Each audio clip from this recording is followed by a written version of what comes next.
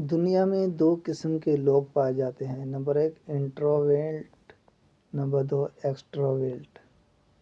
پہلی قسم ان لوگوں کی ہے جو تنہائی پسند ہوتے ہیں، خاموش طبع ہوتے ہیں اور لوگوں کے ہجوم سے دور بھاگتے ہیں، بہت مشکل سے دوست بناتے ہیں، سوشل پارٹیز کا حصہ نہیں بنتے۔ جبکہ دوسری قسم ان لوگوں کی ہے جو لوگوں سے ملنا جلنا، باتیں کرنا بہت پسند کرتے ہیں، وہ لوگوں سے بہت جلد گھل مل جاتے ہیں اور دوست بنا لیتے ہیں۔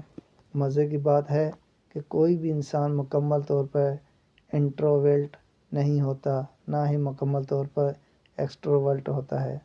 جس مزاج کا تناسب پرسنٹیج زیادہ ہوتی ہے اس کو شخصیت کا حصہ سمجھا جاتا ہے۔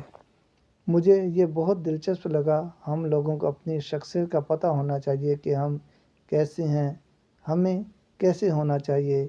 آپ سب ذرا دماغ کا گھوڑا دہرائیں اور سچی سچی بتائیں کہ آپ کیسی شخصیت کے مالک ہیں، انٹروورٹ، ایکسٹروورٹ۔